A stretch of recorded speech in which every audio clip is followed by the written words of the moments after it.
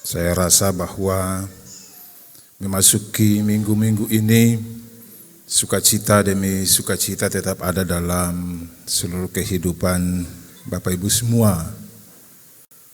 Sebagaimana tadi sebelum kebaktian ini dimulai di konsistori, beberapa majelis mengatakan kepada saya, Pak Pendeta, ini sekarang sudah mulai berber, berarti Natal sudah dekat.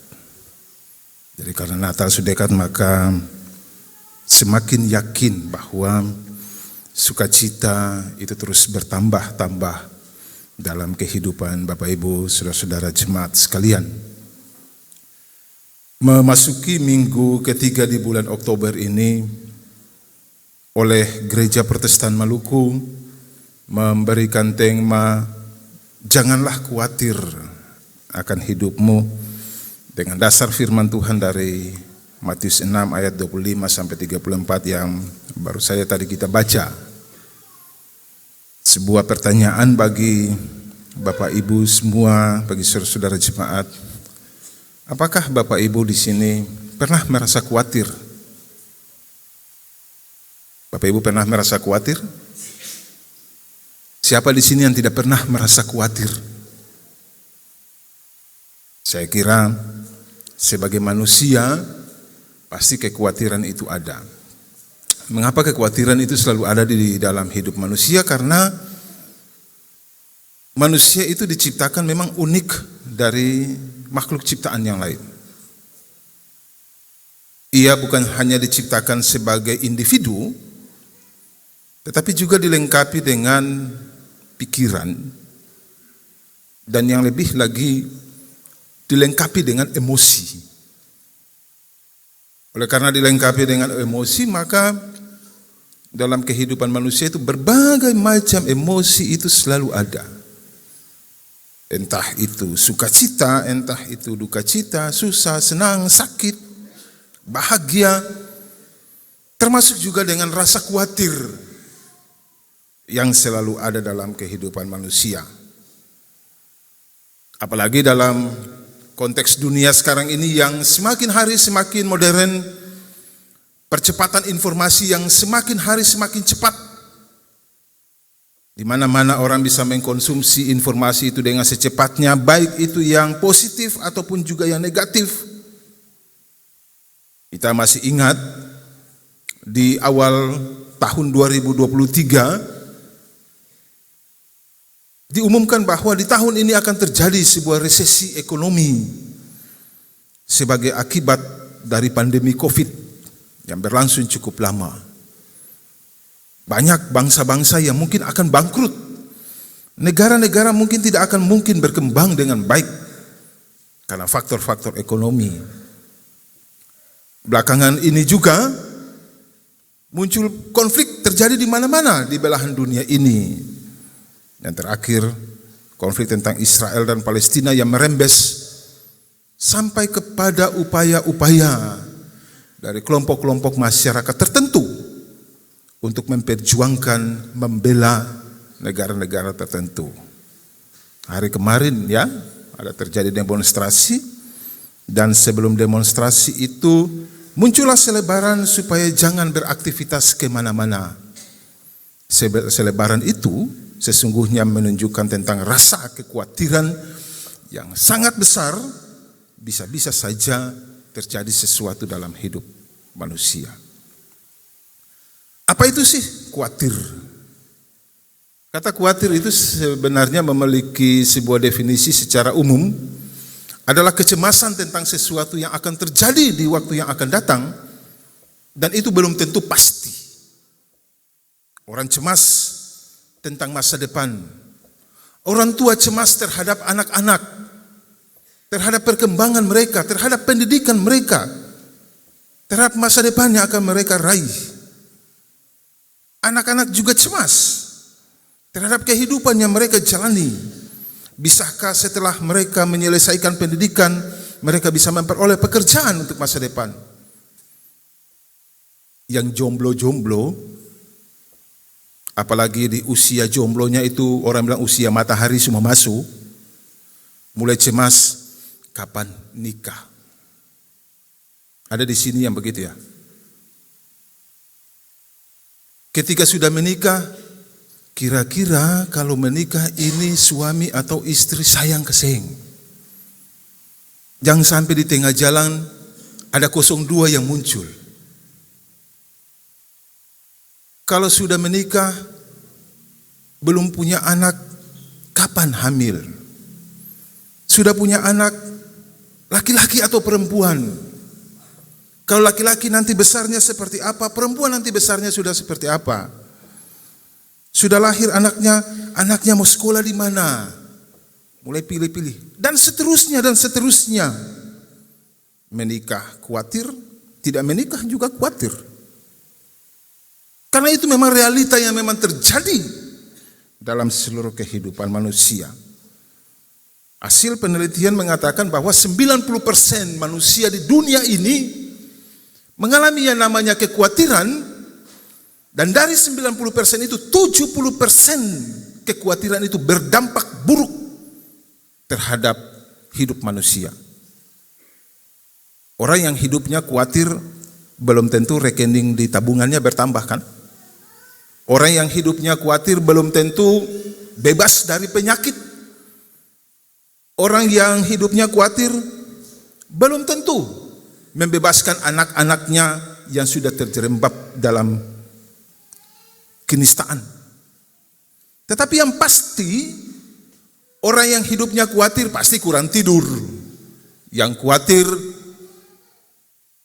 pasti berbagai penyakit mulai muncul.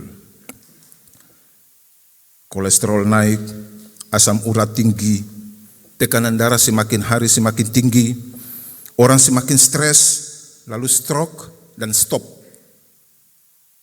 Kemudian dapat skop. Itu memang kenyataan dalam hidup manusia yang seperti itu. Namun ketika kita membaca bagian firman Tuhan kita di saat ini, dan Yesus dengan tegas mengatakan, janganlah kamu khawatir. Sebuah perintah dari Yesus kepada umat manusia, kepada para pengikutnya di saat itu, dalam khotbahnya di bukit, kalau kita membaca dari Matius pasal 5 sampai Matius pasal 7, hal kekhawatiran merupakan ajaran-ajaran yang Yesus sampaikan bukit, yang berkaitan dengan bagaimana cara hidup sebagai orang-orang percaya di tengah-tengah dunia ini. Dan 3 hal yang menjadi dasar kekhawatiran manusia yang Yesus sampaikan. Kekhawatiran terhadap makanan, kekhawatiran terhadap minuman, dan kekhawatiran terhadap pakaian. Kalau kita baca ayat-ayat sebelumnya dari Matius 6 ayat 25 sampai 34, ketika Yesus berbicara tentang hal mengumpulkan harta, maka Yesus mau ingin mengatakan bahwa hidupmu itu lebih berharga daripada apapun. Ketika Yesus mengatakan jangan kamu khawatir terhadap makanan, jangan kamu khawatir terhadap minuman, itu bukan berarti Yesus menyalahkan sebuah perencanaan terhadap masa depan. Orang yang bekerja tentu harus makan, orang yang bekerja tentu harus minum. Makanan dan minuman adalah kebutuhan dasariah manusia. Yesus tidak mengatakan bahwa itu tidak perlu. Yesus sangat peduli dengan apa yang direncanakan oleh manusia. Tetapi jika hidupmu itu hanya bergantung kepada apa yang menjadi kebutuhan-kebutuhan jasmaniahmu, maka sesungguhnya iman dan percayamu tidak ada. Yesus mau mengatakan, orang yang khawatir dalam hidupnya adalah orang-orang yang tidak beriman. Tetapi orang yang beriman adalah orang-orang yang mampu mengalahkan kekhawatiran. Bukan hanya kepada kebutuhan jasmanimu saja yang harus engkau penuhi. Lebih daripada itu, bagaimana kehidupanmu itu bergantung sepenuhnya kepada Allah yang hidup, sang pemberi kehidupan itu. Makanya Yesus katakan, Bandingkan saja dengan burung di udara. Tidak pernah ia menanam, tidak pernah ia membajak. Tetapi Allah memberikan kepadanya makanan. Dan Yesus katakan, bukankah hidupmu itu lebih berharga daripada binatang-binatang itu? Kalau Allah saja memelihara hidup binatang-binatang yang lain, maka Allah pun juga memelihara hidup manusia. Sehingga ketergantungan kepada hal-hal yang jasmani bukanlah satu-satunya menjadi jalan hidup daripada manusia. Jikalau ingin mendapat kehidupan yang kekal, bergantunglah kepada apa yang menjadi kehendak Allah dalam hidup. Sebab kadang-kala orang yang khawatir akan makanan, minuman, lalu mulai diet, takut badan gemuk toh. Mulai pantangan banyak, jangan makan ini, jangan makan itu, tiba-tiba asam lambung naik. Lalu dengar berita duka, kenapa meninggal? Gara-gara asam lambung. Asam lambung rupanya sekarang menjadi pembunuh juga. Usut punya usut, terlalu banyak diet. Ataupun juga ada orang yang menafsirkan, kalau begitu kita makan saja. Pagi KFC, siang McDonald, malam Pizza Hut. Lama-kelamaan gula darah juga naik. Bapak Ibu coba baca doa Bapa Kami yang merupakan bagian dari ajaran Yesus dan khotbah di bukit. Berikanlah kepada kami makanan kami yang secukupnya. Bukan berlebihan, bukan kurang. Kurang busung lapar, berlebihan penyakit loko. Secukupnya, sesuai dengan apa yang kita miliki. Karena itu jangan rakus. Yesus mau bilang begitu. Orang-orang yang memikirkan makanan dan minuman itu seperti hari ini kalau hidup masih pas-pasan bertanya kepada istri, "Ma, hari ini katong makan apa?" Sumulai tarangka-tarangka sadiki, "Ma, hari ini katong makan di mana?" Pas jadi penguasa, "Ma, hari ini katong makan siapa?" Orang yang bergantung kepada makanan dan minuman. Yang kedua, kekhawatiran terhadap pakaian. Nah, ini nih sedap. Ibu-ibu dan nona-nona sangat tergantung.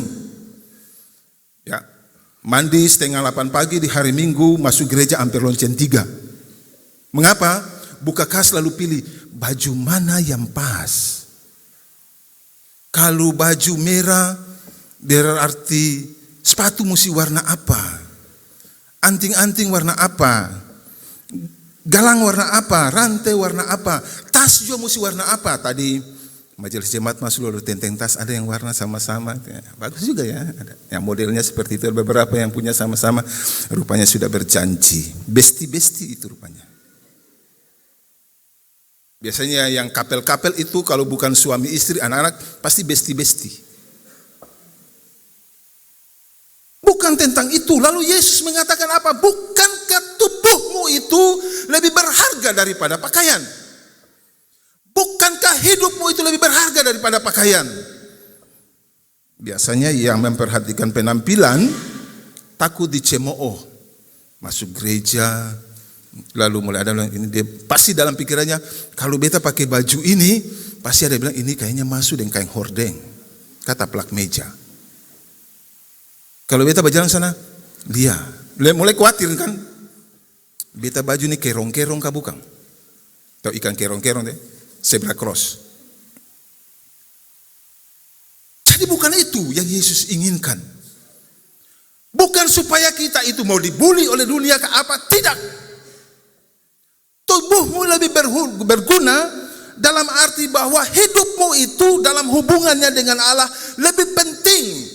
Hal yang paling substansi bukanlah penampilan kita dalam beribadah ya. Jadi kalau Bapak Ibu melihat ibadah yang substansi itu bukan supaya orang puji baju bagus Bali di mana cakar bongkar, bukan. Pasti Bali di butik yang mahal gitu. Bukan itu. Hal yang paling substansi adalah hatimu membangun hubungan dengan Tuhan. Relasimu dengan Tuhan. Dalam relasi yang intim, menyerahkan seluruh kehidupanmu kepada Allah sang pemberi hidup itu. Bukan supaya dipuji-puji oleh dunia ini. Yesus lalu memberikan perumpamaan, lihat bunga di padang. Salomo dalam segala kemegahannya tidak bisa menandingi bunga itu. Bagaimana dengan hidup kita? Justru hidup ini harus lebih indah, bukan pada penampilannya, tetapi keindahan itu dalam kepercayaan kita kepada Allah, yang harus terus kita bangun setiap saat dari waktu ke waktu. Untuk menuju ke arah sana, supaya jangan kita khawatir, lalu apa yang Yesus katakan? Carilah dahulu kerajaan Allah dan kebenarannya, maka segala sesuatu akan ditambahkan kepadamu. Bukan Yesus katakan cari makanan, cari minuman, cari pakaian, cari kekayaan, cari kedudukan, cari kekuasaan. Bukan. Tapi yang ia katakan, carilah dahulu kerajaan Allah. Apa itu kerajaan Allah? Hidup sesudah matikah? Surgakah? Atau apa? Sesungguhnya yang Yesus mau mengatakan tentang kerajaan Allah, bagaimana kehidupan di dunia ini di bawah pemerintahan Allah dan Yesus sebagai Raja. Oleh karena Yesus sebagai Raja, maka aturan-aturan Kristus itulah yang harus kita lakukan. Kedamaian, kesetaraan dalam hidup. Tidak ada perilaku diskriminasi. Lain sayang-sayang lain bantu-bantu lain. Itulah kerajaan Allah. Orang yang hidup berdamai sejahtera dengan orang lain tidak akan pernah merasa berkekurangan. Betul kan? Bapak ibu hidup baik-baik dan tetangga minta cili sabua dong kasih. Tapi kalau hidup culas dan tetangga, jangankan minta cili, kasuara juga dong senodek dan katong. Kerajaan Allah adalah hidup yang penuh dengan kebaikan, dengan sesama di dunia ini, dengan alam semesta ini. Jikalau kita sudah mendapatkan semuanya itu, Allah akan menambahkan apa yang kurang pada kita. Amin. Ia tidak akan pernah meninggalkan kita untuk hidup dalam kesia-siaan. Mencari kehendak Allah itu juga harus dibarengi dengan jangan pernah kita khawatir tentang hari esok. Hari ini mesti pikir besok makan di mana, makan apa, pikir bagaimana kebutuhan dan sebagainya. Bapak Ibu kalau khawatir tentang hari esok, besok pun juga Bapak Ibu akan khawatir lagi tentang hari esoknya. Terus begitu dan tidak akan pernah selesai, maka Bapak Ibu cuma hidup dalam kekhawatiran. Frasa Yesus mengatakan bahwa jangan khawatirkan hari esok, bukan berarti yang tadi sudah saya katakan tidak ada perencanaan terhadap hari esok. Tidak. Boleh merencanakan tentang masa depan, tapi ingatlah setiap perencanaan yang kita lakukan itu letakkanlah di bawah kehendak Allah dan bukan karena mengandalkan kekuatan kita sebagai manusia. Pengkhotbah mengatakan apa? Jikalau ingin pergi ke kota A, ke kota B, jikalau Tuhan berkenan. Kalimat itu yang harus kita pegang, bahwa hari esok kita tidak akan suram jika Tuhan berkenan. Jika kita meletakkan semua kehendak kita di bawah kehendak Tuhan, maka tidak ada yang namanya kesuraman terhadap hari esok. Yesus terakhir mengatakan, kesusahan hari ini biarlah untuk hari ini. Jangan dibawa-bawa sampai hari esok. Kemarahan hari ini biarlah untuk hari ini. Jangan sampai matahari terbenam. Selesaikan apa yang harus kita selesaikan di hari ini. Sebab hari esok, setelah kita bangun, kita mengucap syukur, maka pasti ada kesusahan yang akan kita jalani. Hal kekhawatiran yang Yesus mau sampaikan bahwa bukan kita mencari kesenangan dalam dunia ini. Makanan, minuman, pakaian adalah kesenangan. Tapi yang harus kita kejar adalah rasa sukacita. Kesenangan bersumber dari hal-hal yang sifatnya bisa duniawi. Tetapi sukacita, sumber sukacita satu-satunya itu hanya kepada Allah itu. Iman kita semakin bertambah kekhawatiran kita semakin hari semakin menurun. Dan seterusnya dalam hidup ini, teruslah berpengharapan kepada Allah yang hidup itu, Allah yang sanggup memberikan segala sesuatu, memelihara kehidupan kita dalam seluruh jalan-jalan hidup kita ke depan. Tuhan Yesus memberkati kita semua. Amin.